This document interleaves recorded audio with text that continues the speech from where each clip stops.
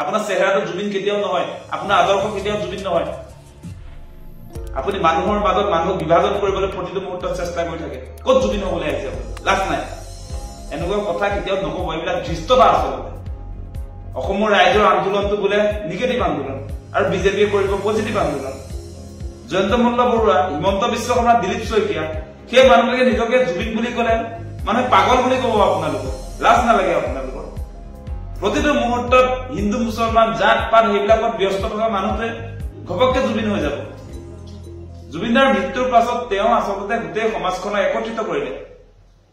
ধৰ্মক লৈ যিটো বিভাজন আছিলে, বিজেপিয়ে যিটো কৰিছিলে, সেইবিলাক নাইকিয়া কৰিলে। আৰু এই সময়ছোৱাত তেওঁ পুনৰ হিন্দু মুছলমানৰ ৰাজনীতি কৰিছে।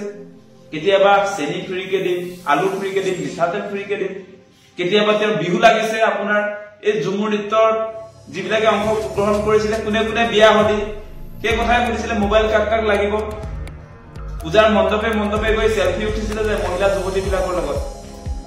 আপোনাৰ যে চিৰিয়াছনেছ নাই, জুবিনদাৰ মৃত্যু হোৱাৰ এসপ্তাহ নহওঁতে যে চেলফি লৈ উঠিছিলে পূজা মণ্ডপ বিলাকত, এইবিলাকতো আমি দেখি আছো ন। আপুনি সঁচা সঁচিকে জুবিন অনুৰাগী হয় নে নহয়? আপুনি ভুৱা অনুৰাগী, ভুৱা মুখ্যমন্ত্ৰী। আপোনালোকে ভালকে চালে দেখিব, জুবিনদাৰ মৃত্যুৰ পাছত যেনেকে তদন্ত প্ৰক্ৰিয়াটো চলিছে, আপোনালোকে দেখিব যে সেই শ্যামকানু মহন্ত, হিমন্ত দাৰ ভায়েক, তেখেতকতো পূজাৰ ছুটি আপোনাৰ 6 তাৰিখলৈকে দিছিলে। পূজা চলিছিলে কেৱল আপোনাৰ 1 তাৰিখলৈকে। জানে নহয় এই কথাবিলাক অসমৰ ৰাইজে। গতিকে শ্যামকানু মহন্তক বচাবৰ কাৰণে আৰম্ভণিৰ দিনটোৰ পৰা কেনেকে চেষ্টা চলাইছে, কিন্তু অসমৰ সকলো ৰাইজে দেখি আছে। আৰু এতিয়া ময়ো জুবিন আমিও জুবিন কবলৈ আছে। আপুনি ময়ো জুবিন আমিও জুবিন বুলি কবলৈ আপোনালোকৰ আচলতে কোনো ধৰণৰ নৈতিক অধিকাৰ নাই। মই এটা কথা কৈছো, জুবিন দাই, আপুনি, মই এটা চেলেঞ্জ দিছো আপোনাক যে জুবিন দাই নিজকে বাওঁপন্থী বুলি কয়, আৰু হিমন্ত বিশ্ব শৰ্মাই বাওঁপন্থী বুলি ক'লে বাওঁপন্থী মানুহবিলাক তেওঁ দেখিব নোৱাৰে। আৰু বাওঁপন্থী শব্দটো শুনিলে তেওঁৰ মানে আপোনাৰ বিচাই টকাতে জেকজেকাই উঠে। আচলতে সহ্য কৰিব নোৱাৰে বাওঁপন্থী শব্দটো। আৰু সেই মানুহটোৱে জুবিনদাৰ আদৰ্শ প্ৰচাৰ কৰিব গ'লে। জুবিনদাই নিজকে ছচিয়েলিষ্ট বুলি কৈছিলে, জুবিনদাই নিজকে কমিউনিষ্ট বুলি কৈছিলে। জুবিনদাৰ আইডল চে গুয়েভাৰা আৰু হিমন্ত বিশ্ব শৰ্মাৰ আইডল হিটলাৰ। কথাবিলাক চাওক আপোনালোকে। বিজেপিক জুবিনদাই বটলা পাৰ্টি বুলি কৈছে, বিজেপিক ভোট নিদিবলৈ অসমৰ ৰাইজক কৈছে। গতিকে আপুনি বিজেপিৰ আদৰ্শ আৰু আমাৰ জুবিনদাৰ আদৰ্শ আকাশ পাতাল ডিফাৰেন্স আছে। আৰু আপোনালোকে ময়ো জুবিন আমিও জুবিন কবলৈ আহিছে। ৰাতিপুৱা শুই উঠাৰ পৰা ৰাতি শুৱালৈকে হিন্দু মুছলমান কৰি দিনটো পাৰ কৰাই মানুহৰ মাজত সাম্প্ৰদায়িক বিষবাস্প বিয়পাই থাকে, যিবিলাকক ঘোৰ বিৰোধিতা কৰিছিলে জুবিনদাই। আৰু এইকেইটা এতিয়া আপোনাৰ ময়ো জুবিন আমিও জুবিন কৰিবলৈ আহিছে। লাজ নালাগে? জুবিনদাৰ নাম নলব আপোনালোকে। সঁচা কথা কৈছো, খং উঠি আহে। কিন্তু কি ময়ো জুবিন আমিও জুবিন? জুবিন হাৱাল হৈ গৈছে নেকি? 100 বছৰতে এজন জুবিন পাবনে নাই? আপোনালোক গোটেই বিজেপি সমাজে জুবিন হবলৈ গৈছে। জুবিনদা একক আৰু অনন্য, ওৱান এণ্ড অনলি। ইয়াত আপুনি হিমন্ত বিশ্ব শৰ্মা, আপোনাৰ চেহেৰাটো জুবিন কেতিয়াও নহয়, আপোনাৰ আদৰ্শ কেতিয়াও জুবিন নহয়। আপুনি মানুহৰ মাজত মানুহক বিভাজন কৰিবলৈ প্ৰতিটো মুহূৰ্তত চেষ্টা কৰি থাকে। ক'ত জুবিন হবলৈ আহিছে? লাজ নাই? এনেকুৱা কথা কেতিয়াও নকব, এইবিলাক ধৃষ্টতা আচলতে। অসমৰ ৰাইজৰ আন্দোলনটো বোলে নিগেটিভ আন্দোলন আৰু বিজেপিয়ে কৰিব পজিটিভ আন্দোলন। সঁচাকে দেই, আজি জুবিনদাৰ পৰিয়ালৰ ফালৰ পৰা আজি গৰিমা বহু চবে সকলোৱে কৈছে যে #JusticeForJubinGarg সকলোকে লিখিবলৈও কৈছে। সেই আন্দোলনটো মুখ্যমন্ত্ৰীয়ে নিগেটিভ আন্দোলন বুলি ক'বলৈ। অসমৰ ৰাইজে জুবিনদাক ন্যায় দিয়ক বুলি কৈছে, সেই আন্দোলনটো কেনেকে নিগেটিভ হ'ল? হত্যাকাৰীক ফাঁচি দিয়ক বুলি কৈছে, সেইটো কেনেকে নিগেটিভ আন্দোলন হ'ল? ময়ো জুবিন আমিও জুবিন, সেইটো পজিটিভ। লাজ নাই? জুবিনদাক লৈ ৰাজনীতি কৰিবলৈ লাজ নালাগে? জুবিনদাই পলিটিক্স নকৰিবা বন্ধু বুলি কৈ থৈ গৈছে। আৰু এতিয়া মানে নকওঁ আৰু, গৰু চুৰ পাৰ্টিয়ে আপোনাৰ ময়ো জুবিন আমিও জুবিন বুলি কব। জয়ন্ত মল্ল বৰুৱাক জুবিনদাই নিজে গৰু বুলি কৈছিলে। সেই গৰুৱে যেতিয়া আপোনাৰ মই জুবিন বুলি ক'লে অসমৰ মানুহে কি বুলি কব?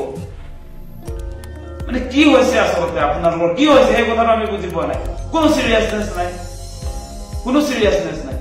আমি ভাবিছিলো জুবিনদাৰ ক্ষেত্ৰত অন্তত পলিটিক্স নহব, যে জুবিনদাৰ মৃত্যুৰ পাছত সকলো দল সংগঠন যিমান আছে, নাগৰিক সমাজ, সকলোৱে একগোট হৈ জুবিনদাক কেনেকে ন্যায় দিব পাৰি সেই কথাটোহে চিন্তা কৰিব লাগিছিলে।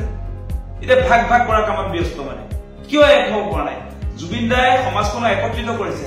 সকলো ধৰ্ম জাতি সকলোকে একত্ৰিত কৰিছে তেওঁ নিজে কৈ থৈ গৈছে যে তেওঁৰ কোনো জাতি নাই ধৰ্ম নাই সেই কথা এনেই কোৱা নাই তেওঁ এনেকুৱা এখন সমাজ ব্যৱস্থা বিচাৰিছিল বিজেপিৰ এই হিন্দুত্ববাদৰ এই সমাজ ব্যৱস্থা বিজেপিয়ে যেটো চলাই আছে সেইবিলাক বিচৰা নাছিলে জুবিনদাৰ আদৰ্শ প্ৰচাৰ কৰি বুলি ক'বলৈ আহিছে এতিয়া প্ৰচাৰ কৰক আমাৰ সহযোগিতা থাকিব আপুনি ক'ব লাগিব যে এই হিন্দুত্ব এইবিলাক কি আছিলে হিন্দুত্ব সেইবিলাক পৰিহাৰ কৰি আপুনি ক'বনে আমি বামপন্থী বুলি আমি সোশ্যালিষ্ট লেফটিষ্ট বুলি স্লোগান আনিব পাৰিব তেতিয়া সকলো ৰাইজে আহিব জুবিনদাৰ আদৰ্শ বিজেপিয়ে আপোনাৰ লাষ্টত বুজি পাই মেলি আঁকোৱালি লৈছে সেই কথাটো আমি ভাবিম তেতিয়া আপোনালোকৰ সেই হিন্দুত্ব বাকি ডাইভাৰ্চিটিৰ কথাতে আপোনালোকে কেতিয়াও গ্ৰহণ নকৰে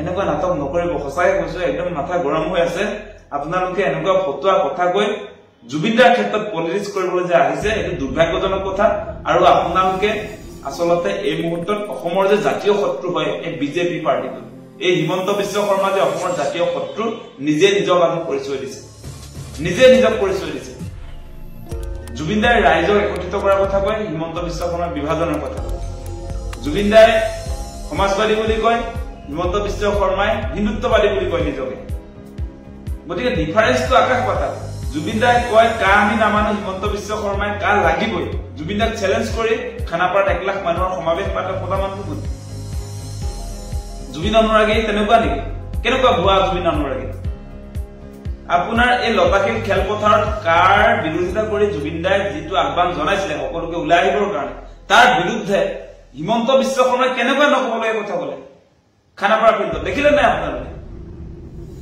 গতিকে সেই কথাবিলাক অসমীয়া ৰাইজে মনত ৰাখিছে আপুনি জুবিনদাৰ ঘোৰ শত্ৰু दिल का मोहताज नहीं है गला सबका सूखता है सबका पर डर से डरना नहीं है हिम्मत का घूंट लगाना है डर को निगल जाना